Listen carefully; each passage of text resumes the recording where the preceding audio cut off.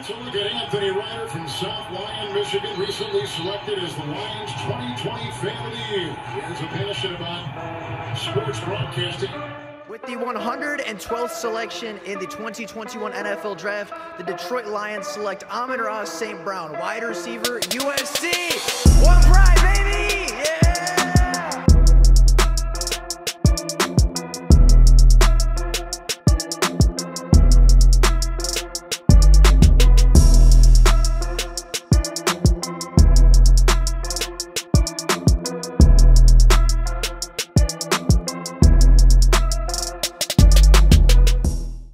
About a week ago, we did a Detroit Lions mock draft, the first mock draft in the post-free agency era of the 2024 Lions, and a lot of you agreed with the picks. A lot of you liked the trade down. A lot of you liked Kamari Lassiter. A lot of you liked the players that were selected at their given spots. But a lot of you also didn't. A lot of you disliked trading out of the first round. A lot of you disliked some of the players and some of the values at certain picks. So today, with just a couple more Mondays left before the NFL draft, I wanted to do a Detroit Lions mock draft Monday, get the opportunity to talk about some more players, get the opportunity to talk about some different players that we haven't talked about quite yet, and of course, be able to give a different scenario and a different outcome of how the 2024 draft may look for the Detroit Lions. Now, with that being said, obviously a similar thought process was followed for this class as was the last class, right? Same positions of need, similar draft stocks, similar trade values, things like that. But I went about it a little bit differently. Obviously, the board fell differently this time than it did last. So the picks are different, the players are different, the spots are different, the values are different. And today we're going to take a look at a different view on the 2024 Detroit Lions draft. Now, unlike the last time we did this, the NFL draft didn't feature many defensive players, as only 11 players were taken by the NFL, as only 10 defensive players were taken off the board by the time the Lions came around to pick 29. That being Teron Arnold at pick 8, Dallas Turner at pick 12, Quinyon Mitchell at pick 13. You had Nate Wiggins at pick 19, Byron Murphy at 21, Jared Verse at 23, Cooper DeJean at 25, and Johnny Newton at 27, with Chop Robinson being the 28th overall pick. 10 players, 10 defenders were off the board, and one was staring the Detroit Lions right in the face. Unfortunately, some of the big offensive names like Jackson Powers-Johnson and Adonai Mitchell were no longer on the board, but one player stood out like a sore thumb, and that player was Kool-Aid McKinstry, the 6'1", 195-pound cornerback from the Crimson Tide, recording an 88.8 Pro Football Focus grade A season to go, having 482 coverage snaps on the boundary and being targeted just 39 times, allowing just 19 receptions, 205 receiving yards, and one single touchdown through the air. Now, Kool-Aid McKinstry does not have the ball production of, say, his teammate in Terrion Arnold or a couple of other cornerbacks in this class, but I would argue that Kool-Aid McKinstry is the most lockdown cornerback in this class. Is he the biggest? No. Is he the fastest? No. Is his RAS score going to be super high? Not necessarily, but he is so refined in his technique. He is so patient as a cornerback. He is so airtight with these wide receivers that he allows almost probably, although I don't have an official measurement, likely the fewest separation yards in college football last year. I mean, there were plays where he ran the route for the wide receiver. There were reps where he was right on the hip of the wide receiver, matching him stride for stride. I mean, there are plays where there is zero separation, not an inch, not a yard, not a single centimeter was between the two players. And I think Kool-Aid McKinstry is potentially the best pure lockdown cornerback in this draft class. Is he going to get 4, 5, 6 interceptions a season? Probably not, but he is going to be a really, really good playmaker, and he is going to make that side of the field for your secondary almost abandoned. Now, you take a look at Kool-Aid McKinstry and you say, okay, but he wasn't even the best cornerback on his own team, right? His teammate Teron Arnold is projected to go higher, and in this mock draft went as high as number 8. But when you compare the two, not only are they very different players, but the way that they were approached at Alabama was very, very different. Obviously, we just talked about how Kool-Aid McKinstry had 39 targets on the season. So what did that mean for Terrion Arnold, the potential top 10 pick on the other side? Well, yeah, he had 5 interceptions, but he was targeted nearly twice as often, 79 targets, 41 receptions, a higher completion percentage against, obviously more targets and more receptions, over double the yards and double the touchdowns allowed. So you have a guy who is projected and potentially going to be a top 10 pick at cornerback in the NFL draft, and you would rather test that guy than test Kool-Aid and McKinstry. I think that speaks volumes to the respect that Kool-Aid had as a defender. I think that speaks a ton as to how good he actually is, despite the numbers not nearly being as flashy as Teron Arnold's numbers. And I think that it is because Kool-Aid and McKinstry is potentially the better cornerback. Now, is he the better playmaker? No. Is he going to turn the ball over as much? No. But he's also not going to get beat as often. He's not going to get targeted as often.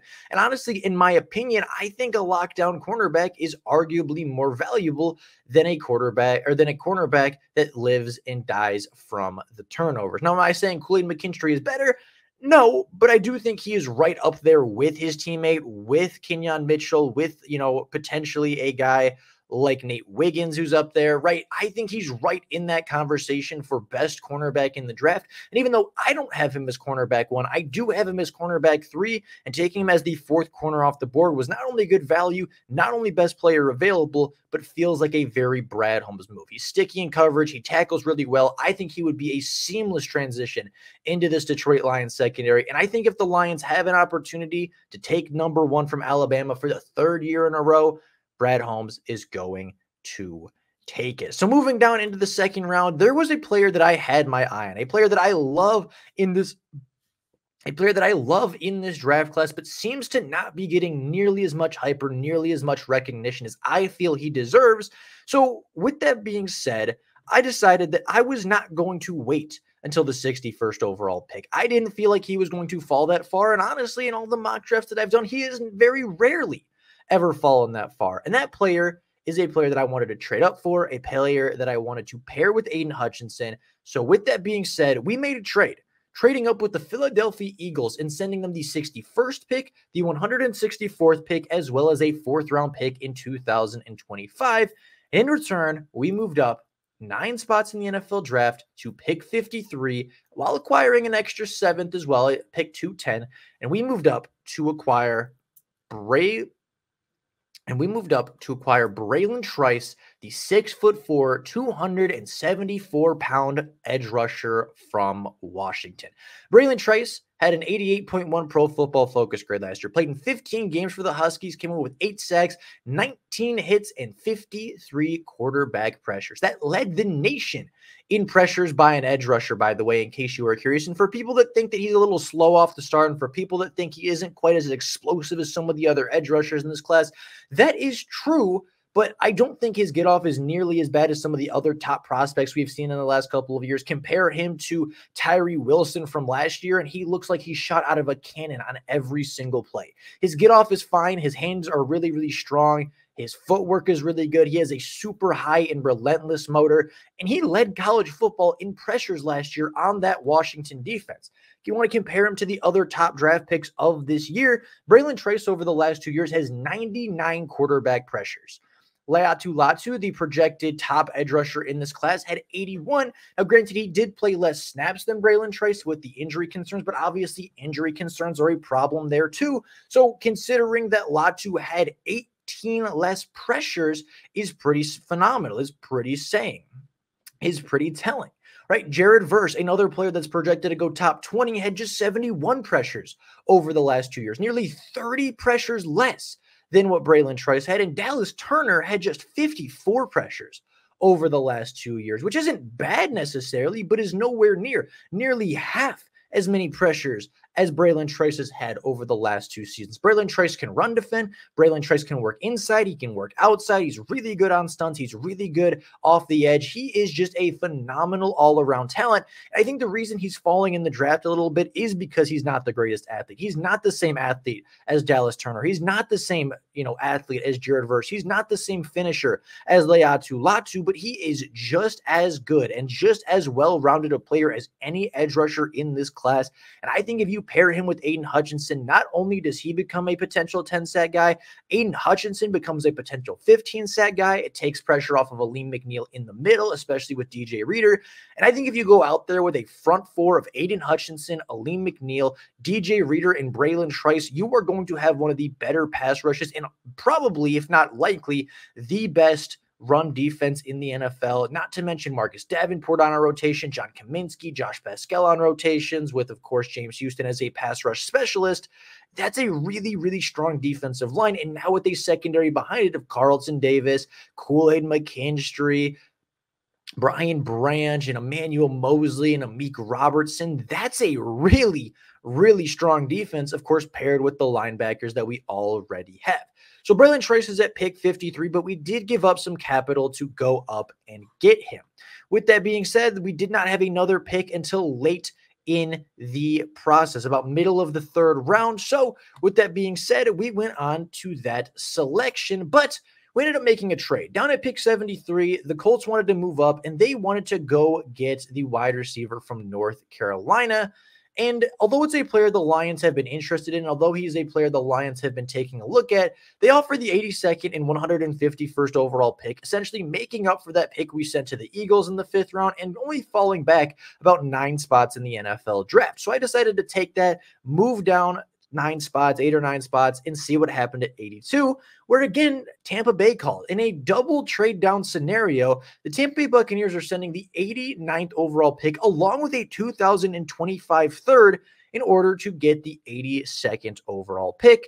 And honestly, I think the value is too good to pass up here. In reality, I think the Lions would probably have to give up an extra 5th round pick next year or something kind of a pick swap-esque, because I don't think they would give up an entire extra 3rd round pick to move up 7 spots. But if this was an offer on the table in real life, I find it hard to believe that any GM would pass this up. So we move down 7 more spots to pick 89, where we are going to address the offensive line for the first time, selecting Zach Zinter in the 3rd round, a 6'6", 322-pound right guard from the University of Michigan. The heart and soul of the Michigan offensive line over the last 2 to 3 seasons, played 296 pass blocking snaps before getting injured and ending his college career. In those snaps, though, he gave up 0 sacks, 0 hits, and just 5 quarterback hurries on the season. He's a big part as to why the Michigan running game was so successful, and a massive part as to why J.J. McCarthy was kept so clean in the pocket, and a huge reason as to why they were national championship contenders. Zach Zinter is, in my opinion, a very Detroit Lions-esque player, as are the other 2 guys we've drafted so far. He's big, he's aggressive, he's got a high motor, he's competitive, he loves to win and loves to put defensive players on the ground. He's big, he's physical, he's so incredibly powerful and so good in the pass protection. He's probably not going to play year 1, as he will primarily back up Kevin Zeitler at that right guard position. But when Kevin Zeitler inevitably leaves the Lions after this season, you're going to have a 3rd round pick, fully healthy, 2 years of recovery, Zach Zinter sliding in. And I don't think he necessarily needs development. I don't necessarily think he needs to sit, but I don't think he's going to be healthy for the start of the 2023 season. But with the Detroit Lions, he doesn't necessarily have to be, right? Zach Zinter is a player that probably won't play in year 1, despite being good enough to do so. And if he's healthy, I'm sure they will find a 6 offensive lineman formation to get him some reps, get him some snaps, and have that kind of blocker on the field. But until then, we have a strong offensive line, and Zach Zinter can obviously sit, wait his turn, and come the 2025 season, you're adding another young, cheap, phenomenal starter to an already exceptional offensive line for the Detroit Lions. Moving now to pick 151, I have the Detroit Lions selecting Javon Foster, the 6'5", 319-pound offensive lineman from Missouri. Now, Javon Foster played in 449 pass blocking snaps last year, but he allowed just 1 sack, 0 hits, and just 12 quarterback hurries on the season. He was a big part into Missouri's success a season ago, and even though I think he's a little bit raw, and even though I think he's just a little bit of a project. Again, much like Zach Zinter, he doesn't have to play right away. He's not going to play right away, but I do think even going into day one, he is an upgrade over Dan Skipper. He is an upgrade at swing tackle. And I think if you're looking far into the future, you're looking at 2026, 2027, 2028 and beyond, this is a guy that has all the physical tools and has all the ability to transition into a full-time starting left tackle in the NFL to just seamlessly replace Taylor Decker when his contract expires, when he retires, or when he eventually moves on from the Detroit Lions. Again, this isn't a pick that is going to be massively impactful in year one, but it is a long-term pick. It is a project pick, and at 151, it seems like a really, really good value. Now, the Lions pick just 5 selections later at 155 as they are going to trade up to get the 155th overall pick, sending the 201st pick as well as the other 2025 4th-round pick to the LA Rams in return for pick 155 as well as a 2025 6th-round pick. I wanted to go up and get a weapon, and I did not want to wait 50 more selections before getting that weapon. So with that being said, and with that being the case, I moved up to pick 155 to select Jaheim Bell, the 6'3", 239-pound tight end from the University of Florida State. Last season with the Seminoles, he had 52 targets, 39 catches, 503 yards, and 2 touchdowns, although there were countless times where he was tackled within the 5 and right short of the end zone. Realistically, if he was able to get 2 or 3 more yards per reception on some of those, he could have upwards of 8 to 9 touchdowns this past season. He was huge in the Florida State passing attack, averaged 12.9 yards per catch. And with there being the potential that Brock Wright does not return to the Detroit Lions after potentially being signed away by the 49ers, I do think that tight end is a potential need for the Detroit Lions. I don't think there's a better, more natural, more fluid wide receiver at this point in the draft, whether it be tight end or receiver, than Jaheim Bell. Now, this would not be a one-to-one replacement of Brock Wright. I don't think Jaheim Bell is nearly the blocker that Brock Wright is, but I do think he is several times the athlete and 7 times the receiver that Brock Wright is. I mean, looking at just some of the highlights, looking at some of the tape and what Jaheim Bell can be for the Detroit Lions, I mean, you're getting a potential top 10 receiving threat at the tight end position to pair with an already top 3 receiving threat at the position. We know that Ben Johnson loves his tight ends. We know he loves 12 personnel. We know he loves to use his tight ends a lot. So I think adding Jaheim Bell, a dynamic playmaker, not just a tight end, but really a receiver back into this offense, I think would be huge. Jared Goff loves the tight end checkdowns. He loves his tight ends to get yak. Jaheim Bell is a phenomenal yak player, and I think pairing him up with Sam Laporta would give the Detroit Lions arguably the best tight end unit in the NFL. So with that being said, I drafted a weapon at pick 155, and I traded up to go get arguably, in my opinion, the best weapon left on the board. Going down 50 more picks at 205, I have the Detroit Lions triple dipping at the offensive line position. We got a guard, we got a tackle. So let's go out and just finish off the trifecta by selecting Charles Turner, the 6'4", 300-pound senior captain offensive lineman from LSU, playing 471 pass blocking snaps last year with just 7 hurries, 1 hit, and 1 sack allowed. Charles Turner, I think, would be one of the better backup centers in the NFL immediately. This is not a player I necessarily believe will replace Frank Ragnow in the long term, but I do think he would be a really strong backup for the short term. I do think he can be kind of that Evan Brown-esque player where he's not going to start, but if you need him to play guard, if you need him to play center for a game or two, he can slide in and you're not going to miss too many beats. He's a senior at LSU. He's a captain at LSU. He is a great player from LSU, and I think he would be a great selection at pick 205. Obviously, Frank Ragnow has his durability issues, and obviously he's potentially going to retire after the 2024 season. This could either be a long-term option if he properly develops under Hank Fairley, or just a strong, solid backup selection in the 5th round that stays on the roster for a while and becomes a nice key piece of your depth. Now, moving on to pick 210, 5 picks later, we're addressing another weapon. I know this was a player we drafted last time, but I think Joshua Cephas for this point in the draft is the best value you can get. And he is a Detroit Lions. He is a Brad Holmes wide receiver, 6'3", 185, 121 targets, 89 receptions last year for 1151 and 10 touchdowns. He is so electric after the catch. He is so big. He is so fast. He has such long strides. He runs away from guys, just like straight up, just runs away from players. He's got good ball skills. He's got good receiving ability. His yak ability is phenomenal. And I think putting him in this offense with Ben Johnson, even if he doesn't get very much playing time, even if he's just kind of a camp body, a preseason player, a depth guy, he's going to be a fun player to watch in the preseason. He is going to be a really strong player. And I think if there is going to be a Puka Nacua of this draft, kind of a late 5th, 6th round guy with a lot of production in college, a lot of things to really like, but for one reason or another just continues to go overlooked, I think it will be Joshua Cephas from UTSA, the small school guy, the small school wide receiver. Not everybody gets to see, but is super productive, super good after the catch, and I think does a lot of the minor things right, a lot of the small things right, and I think will be a solid depth wide receiver in the NFL. And then with pick 249 to end off this draft, we have Marcus Harris, the 6'3", 295-pound defensive tackle from the University of Auburn, who last year had 7 sacks, 16 quarterback hurries, as a versatile piece along the defensive line. He lined up in the A gap, lined up in the B gap, lined up over tackle, didn't line up on the edge. I don't think he's quite got that in his bag, but he is a versatile interior piece that can move around, had 7 sacks for Auburn last year. Again, isn't necessarily going to be a full-time starter, isn't necessarily going to be a huge playmaker, but I think especially with losing a couple of defensive linemen this year, with the interior of your defensive line looking like DJ Reader, Aleem McNeil, and then Broderick Martin right now is your 3rd defensive tackle, and John Kaminsky, the tweener, is kind of your 4th. Adding a little bit of depth there, adding your 4th defensive tackle and Marcus Harris, I think adds some depth, adds some talent. If he needs to play, I think he can play really well, was really good at Auburn, pretty explosive, and I think he was really, really strong. So with all of that being said, where do the Detroit Lions sit? How do we recap this mock draft? And what picks do they have in 2025 after all of that?